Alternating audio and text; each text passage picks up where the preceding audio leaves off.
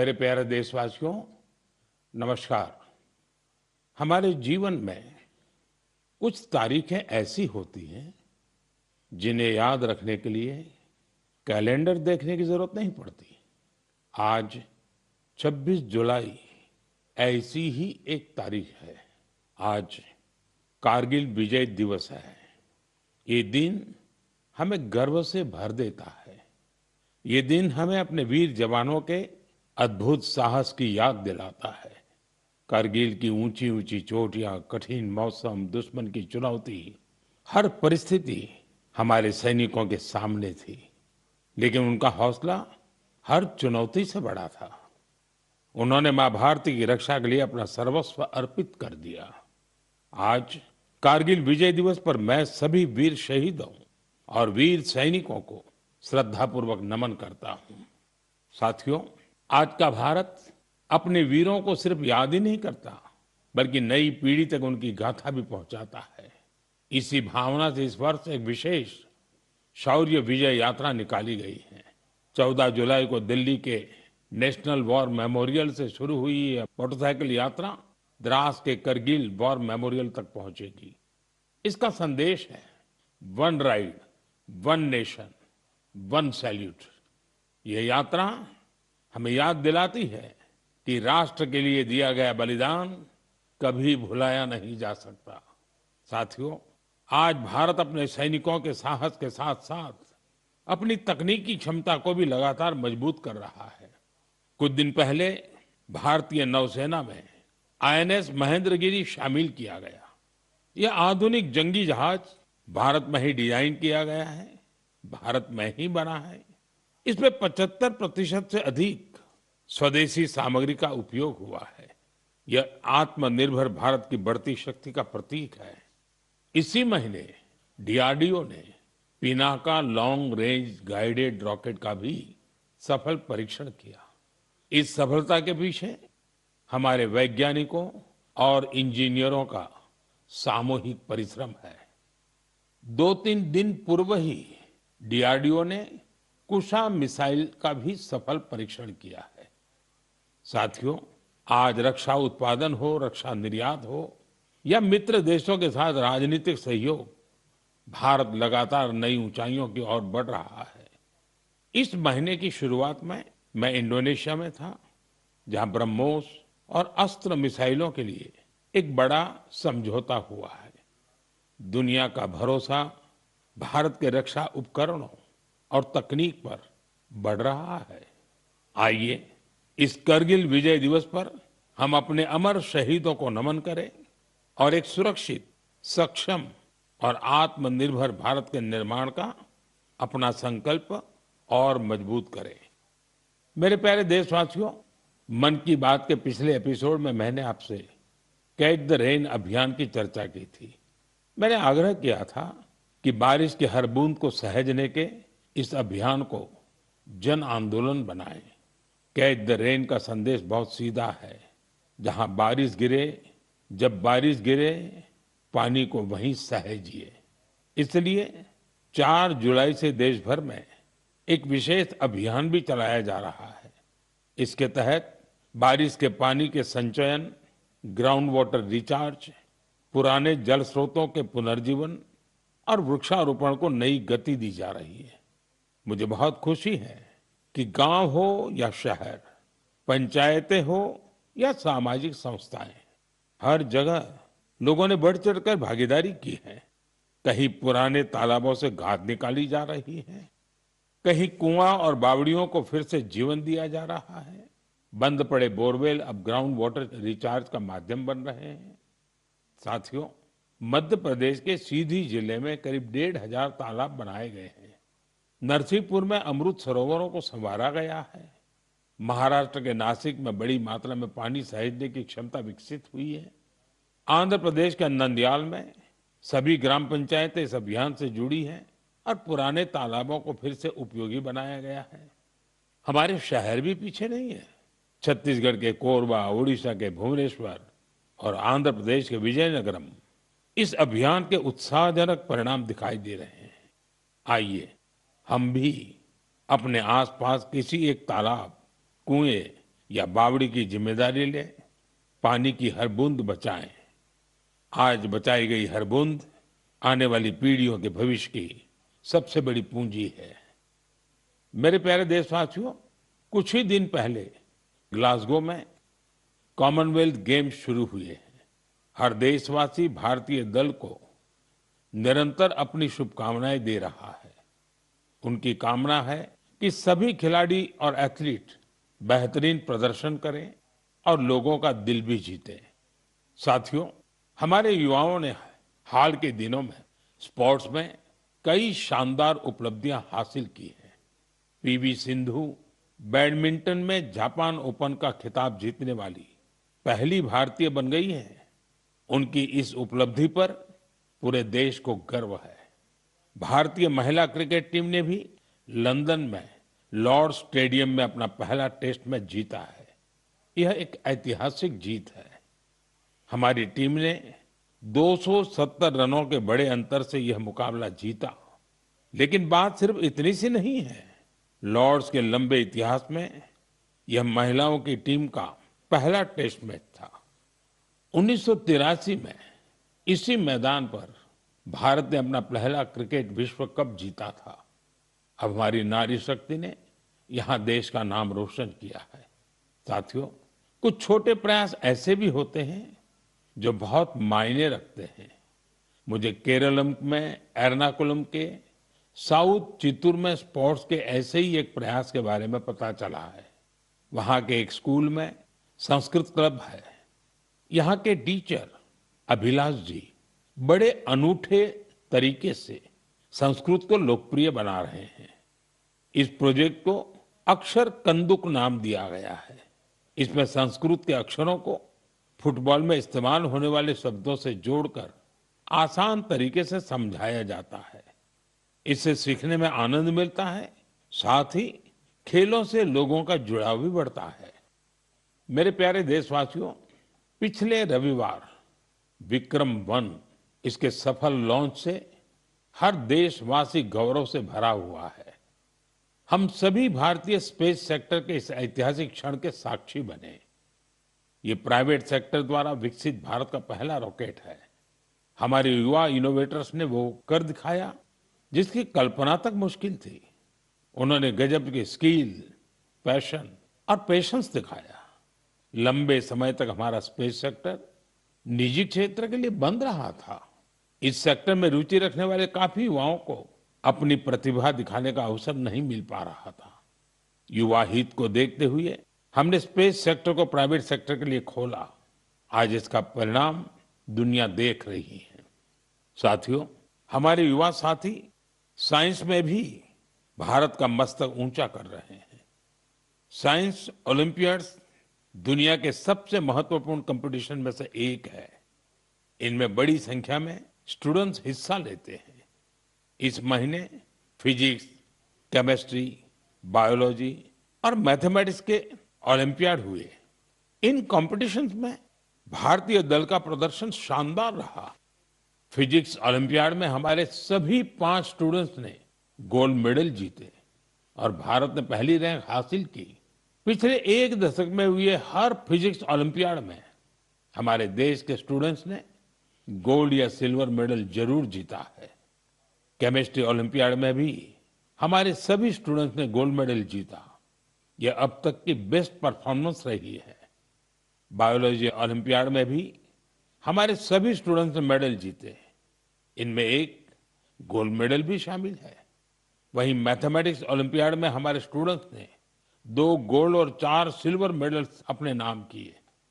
मुझे देश की युवा शक्ति पर बहुत गर्व है। यह देखकर खुशी होती है कि भारत में ओलंपियाड्स और हैकेथॉन्स का कल्चर निरंतर बढ़ रहा है। मुझे विश्वास है कि देश के अधिक से अधिक युवा ऐसे फोरम्स में अपना इंटरेस्ट दिखाएंगे और भारत का परचम भी लहराएंगे। मेरे प्यारे देशवासियों, जब हुनर भी हो और कुछ करने का जज्बा भी हो तो हर राह आसान हो जाती है। कश्मीर की पारंपरिक चटाई वगू को लेकर आज जो प्रयास हो रहे हैं उसमें इसी की झलक मिलती है। इसे सरकंडे और धान के पुआल से स्ट्रॉ से तैयार किया जाता है। इस चटाई को बनाने की परंपरा बरसों पुरानी है। इसके लिए सबसे पहले कश्मीर के दलदली इलाकों की घास और सरकंडे की कटाई की जाती है। धूप में सुखाने के बाद छटाई होती है और फिर शुरू होता है हाथों से बुनाई का काम। दो कारीगरों को एक चटाई बनाने में करीब करीब 4 दिन लगते हैं। यह चटाई अनूठी भी है और इको फ्रेंडली भी है। एक बड़ी खासियत यह है कि आपको गर्मियों में इससे ठंडक मिलेगी और सर्दियों में गर्माहट। पहले यह कश्मीर के हर घर में दिखती थी, लेकिन पिछले कुछ वर्षों में इसका उपयोग कम होने लगा था। ऐसे में श्रीनगर के गुलाम हुसैन जी और उनकी बेटी तंजिला जी ने एक संकल्प लिया। दोनों वगु क्राफ्ट की परंपरा को एक नया जीवन देने में जुट गए। गुलाम हुसैन जी बहुत ही साधारण परिवार से आते हैं। उन्होंने इस काम में कई तरह की चुनौतियां भी आई, लेकिन वगु के संरक्षण का उनका संकल्प अडिग था। देखते ही देखते उनके इस प्रयास से बहुत सारे लोग जुड़ते चले गए। गुलाम हुसैन जी ने इस कौशल को खूब बढ़ाया। अपने मिशन में उन्हें स्थानीय स्तर पर सरकारी सहयोग भी मिला। आज तेजी से लोकप्रिय हो रहा वगु देश के अन्य हिस्सों में भी पहुंच रहा है। मुझे इस प्रयास से जुड़े सभी लोगों पर बहुत गर्व है। आज हम सभी का लोकल प्रोडक्ट्स पर जोर है। हम वोकल फॉर लोकल के मंत्र को लेकर चल रहे हैं। ऐसे में कश्मीर का वगु भी आपके घर का हिस्सा बने, इस पर एक बार जरूर सोचिएगा। साथियों, हमारे देश में चाय सिर्फ एक पेय नहीं है, ये अपनापन भी है। सुबह की शुरुआत हो, दोस्तों की मुलाकात हो या परिवार के साथ कुछ पल बिताने हो, चाय हर मौके का हिस्सा बन जाती है। वैसे तो आप भी भली भांति जानते हैं मेरा चाय से रिश्ता क्या है, लेकिन आज मैं जिस चाय की चर्चा कर रहा हूं उसने सिर्फ स्वाद ही नहीं दिया, बल्कि अनेक बहनों के जीवन में आत्मनिर्भरता की नई खुशबू भी घोल दी है। उत्तर प्रदेश के बिजनौर जिले के लखीवाला गांव में सेल्फ हेल्प ग्रुप से जुड़ी महिलाओं ने विदुर प्रेरणा स्वदेशी हर्बल टी तैयार की है। इसमें लेमन ग्रास, गिलोय, मुलेठी, तुलसी, कच्ची हल्दी, दालचीनी, इलायची और सौंफ जैसी प्राकृतिक सामग्रियां शामिल है। अपने अनोखे स्वाद और गुणों की वजह से इस चाय ने बहुत कम समय में लोगों के बीच खास पहचान बना ली। प्रयागराज के महाकुंभ और दिल्ली के इंटरनेशनल फूड फेस्टिवल में इस हर्बल चाय को खूब सराहना मिली। विदेशों से आए लोगों ने भी इसमें दिलचस्पी दिखाई। साथियों, सबसे प्रेरक बात इसकी शुरुआत है। ये पूरा प्रयास सिर्फ 1 लाख रुपये से शुरू हुआ था। आज यह ब्रांड देश के बड़े संस्थानों तक पहुंच चुका है। ये पहल हमें बताती है कि जब स्थानीय ज्ञान, प्रकृति और महिलाओं का आत्मविश्वास साथ आते हैं तो एक छोटा सा प्रयास भी बड़े बदलाव की शुरुआत बन जाता है। मेरे प्यारे देशवासियों, आज देश भर में एक पेड़ मां के नाम अभियान के माध्यम से लोग प्रकृति के प्रति अपना दायित्व निभा रहे हैं। जब समाज इस भावना से जुड़ता है तो बहुत सुंदर और प्रेरक उदाहरण सामने आते हैं। साथियों, अहमदाबाद में जन भागीदारी की अद्भुत शक्ति दिखाई दी है। भाड़ज क्षेत्र में 1 घंटे के भीतर 3.5 लाख से अधिक पौधे रोपे गए। इसमें 25,000 से अधिक लोग जुटे। स्कूली बच्चे, एनसीसी कैडेट्स, स्वयंसेवक और आम नागरिक, सभी ने इस अभियान में हिस्सा लिया।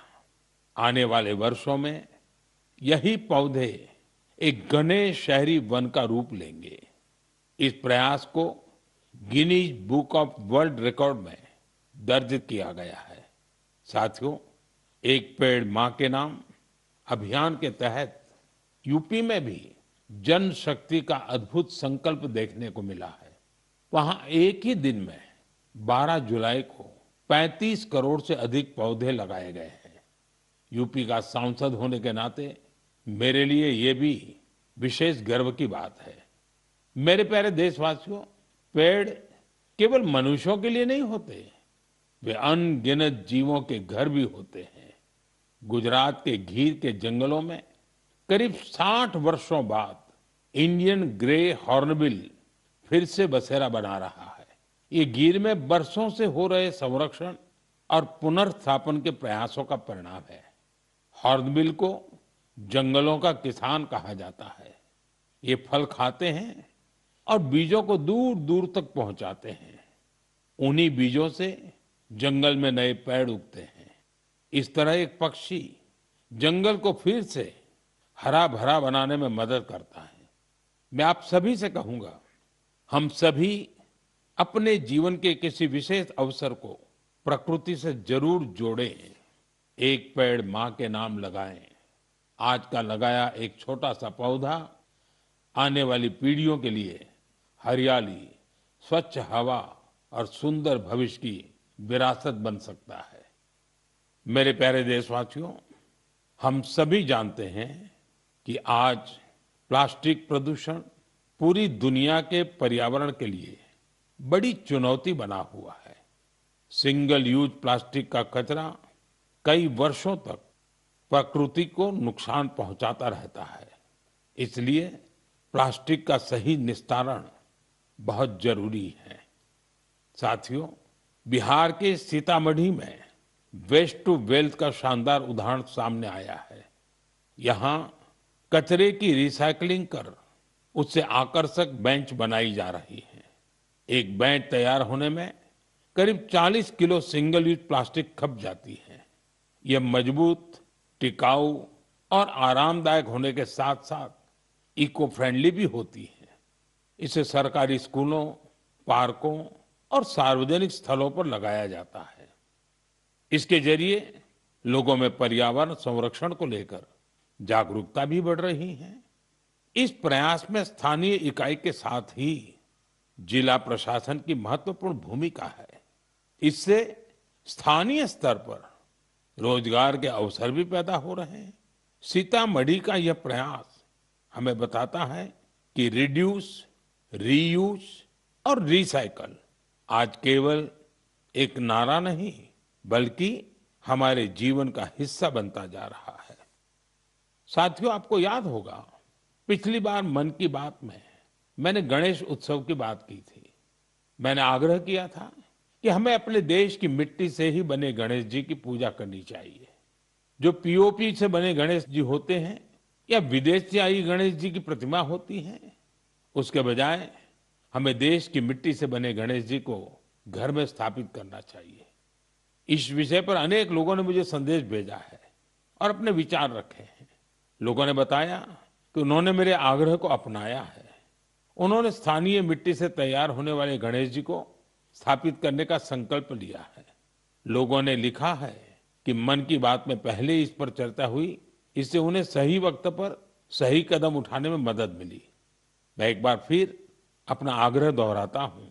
इस बार गणपति पूजा में देश की मिट्टी से बने गणेश जी को अपने घर पर स्थापित करें, उनकी पूजा करें। आपका ये प्रयास भी एक तरह से प्रकृति की ही पूजा होगा। मेरे प्यारे देशवासियों, अब मैं आपको एक ऐसे व्यक्ति के बारे में बताऊंगा जिनके बारे में सुनकर आपको बहुत गर्व होगा। एक ऐसे व्यक्ति जो साइंस और इनोवेशन के क्षेत्र में बढ़ चढ़कर काम कर रहे हैं, दुनिया में जिनकी पहचान बन रही है, लेकिन इसके बाद भी वो अपनी जड़ों से गहराई से जुड़े हुए हैं। अवसर मिलते ही वो अपनी मिट्टी का सम्मान करना नहीं भूलते। वो व्यक्ति हैं मणिपुर के डॉक्टर रोनाल्डो रेशराम जी। नाम उनका रोनाल्डो है, लेकिन काम से वो एक एस्ट्रोफिजिसिस्ट है। वे जापान में काम करते हैं और यंग गैलेक्सीज के एक विशाल समूह की खोज करने वाली टीम का हिस्सा रहे हैं। आप जानना चाहेंगे कि उन्होंने आखिर किया क्या है? दरअसल उन्होंने इस पूरे समूह का नाम मणिपुर की एक खूबसूरत झील से जोड़कर लोकटक प्रोटो क्लस्टर रखा है। लोकटक ताजे पानी की बहुत बड़ी झील है। लोकटक लेक में तैरती हुई फुमड़ी मिलकर एक अनोखा लैंडस्केप बनाती है। ऐसा लगता है कि विशाल समंदर में छोटे छोटे द्वीप तैर रहे हो। उसी प्रकार यूनिवर्स में ये यंग गैलेक्सीज भी एक विशाल संरचना का निर्माण करती है। आज मणिपुर की लोकटक केवल देश के मैप पर ही नहीं बल्कि विशाल ब्रह्मांड में भी अपनी चमक बिखेर रही है। यह उपलब्धि हर भारतीय का गौरव बढ़ाने वाली है। इससे हमारे युवा साथियों को सीख मिलती है कि वे अपनी परंपरा से जुड़े रहकर भी नई ऊंचाइयों को छू सकते हैं। ये ऐसी जड़ें हैं जो सितारों की दुनिया को भी जगमगा सकती हैं। मेरे प्यारे देशवासियों, कुछ ही दिनों बाद 7 अगस्त को हमारा देश नेशनल हैंडलूम डे मनाएगा। इस अवसर पर हम अपने बुनकर भाई बहनों के कौशल और उनकी सृजनशीलता का उत्सव मनाते हैं।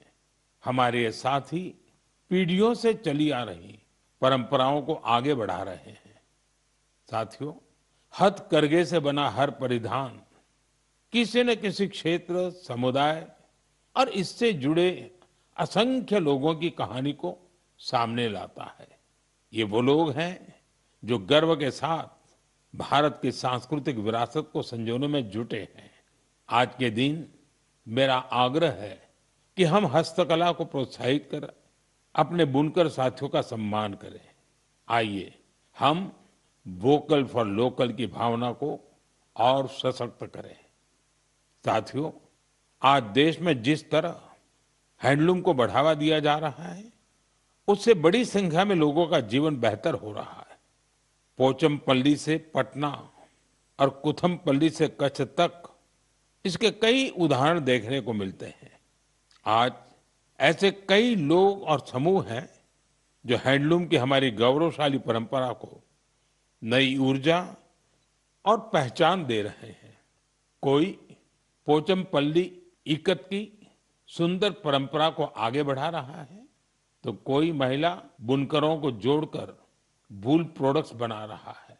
कुछ लोग केरलम की पारंपरिक कसाऊ कला को संरक्षित कर रहे हैं। इससे हमारी माताओं बहनों को रोजगार भी मिल रहा है। साथियों, एक और विषय जिसका मैं विशेष रूप से उल्लेख करना चाहूंगा वह है खादी। हम सभी जानते हैं कि खादी महात्मा गांधी को बहुत प्रिय थी। बीते कुछ वर्षों में खादी काफी लोकप्रिय हुई है। पिछले 12 वर्षों में इसकी बिक्री 6 गुना बढ़ी है। बिक्री का यह आंकड़ा अब 8,000 करोड़ रुपए के करीब पहुंच चुका है। मेरा आप सभी से आग्रह है कि आने वाले त्योहार में खादी का कोई न कोई, हैंडलूम का कोई न कोई, हैंडीक्राफ्ट का कोई न कोई प्रोडक्ट जरूर खरीदें। मेरे प्यारे देशवासियों, अगर आपसे पूछा जाए कि भारत के कितने तरह के म्यूजिकल इंस्ट्रूमेंट्स हैं, तो आप सोच में पड़ जाएंगे।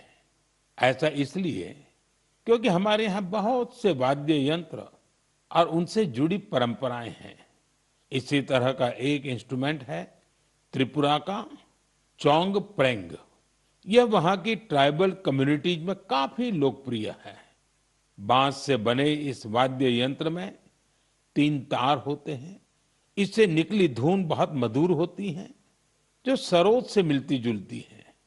कुछ वजहों से युवाओं के बीच इसकी लोकप्रियता कम होने लगी थी। ऐसे में सूरज कुमार देव वर्मा जी ने इसे फिर से लोकप्रिय बनाने का संकल्प लिया। आज उनका प्रयास रंग ला रहा है। वे चोंग प्रेंग के साथ ही वहां के अन्य पारंपरिक वाद्य यंत्रों पर भी परफॉर्म करते रहे। Kokborok folk songs, Baul songs, Bengali folk उन्हें खूब भाता है। अब मैं आपको एक छोटी सी क्लिप सुनाना चाहता हूं। इस संगीत को आप कभी भूल नहीं पाएंगे।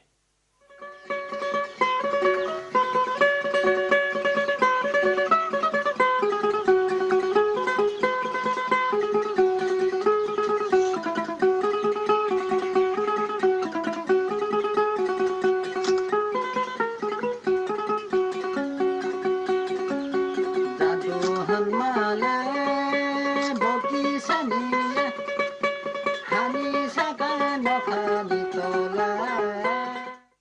साथियों, मुझे विश्वास है इसे सुनकर आपके मन को बहुत अच्छा लगा होगा। मुझे देव वर्मा जी पर बहुत गर्व है।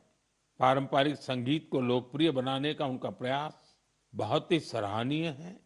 मेरा आग्रह है कि आप भी अपने आसपास के पारंपरिक वाद्य यंत्र की जानकारी सोशल मीडिया पर जरूर शेयर करें।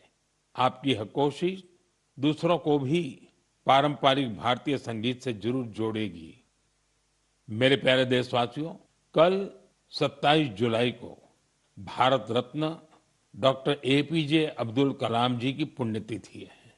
डॉक्टर कलाम के व्यक्तित्व में कई प्रेरक रूप थे, लेकिन उनके हृदय के सबसे करीब एक शिक्षक की भूमिका थी। वे बच्चों और युवाओं को बड़े सपने देखने के लिए प्रेरित करते थे। संयोग से इसी हफ्ते हम गुरु पूर्णिमा का पावन पर्व मनाएंगे। हमारे माता पिता हमारे पहले गुरु होते हैं। स्कूल के शिक्षक हमें अक्षर ज्ञान देते हैं। गुरु पूर्णिमा ऐसे सभी गुरुओं के प्रति कृतज्ञता जताने का अवसर है। मैं देश के सभी शिक्षकों और गुरुजनों को श्रद्धापूर्वक प्रणाम करता हूं। साथियों, कुछ ही सप्ताह बाद हम अपनी स्वतंत्रता का महापर्व भी मनाएंगे। 15 अगस्त हर भारतीय के लिए गर्व का दिन है। ये उन असंख्य वीरों को याद करने का दिन है जिन्होंने भारत माता की स्वतंत्रता के लिए अपना सब कुछ समर्पित कर दिया। उनके त्याग और तपस्या की वजह से आज हमारे हाथ में तिरंगा है। इस तिरंगे में हमारे संविधान के आदर्श हैं। साथियों, पिछले कुछ वर्षों में हर घर तिरंगा अभियान ने पूरे देश को एक अद्भुत भावना से जोड़ा है। हर घर, हर गली में तिरंगे का उत्सव दिखाई देता है। इस वर्ष भी हमें हर घर तिरंगा अभियान को पूरे उत्साह के साथ आगे बढ़ाना है। अपने घर पर पूरे सम्मान के साथ तिरंगा फहराना है। साथियों, हर वर्ष 15 अगस्त से पहले आप मुझे बहुत से विचार और सुझाव भेजते हैं। इस वर्ष भी आप अपने विचार माईगॉव पर जरूर साझा कीजिए। मुझे आपके सुझावों का इंतजार है। साथियों, मन की बात में आज इतना ही। अगले महीने हम फिर मिलेंगे देशवासियों की अनेक नई उपलब्धियां और प्रेरक प्रयासों के साथ। तब तक के लिए मुझे अनुमति दीजिए। बहुत बहुत धन्यवाद। नमस्कार।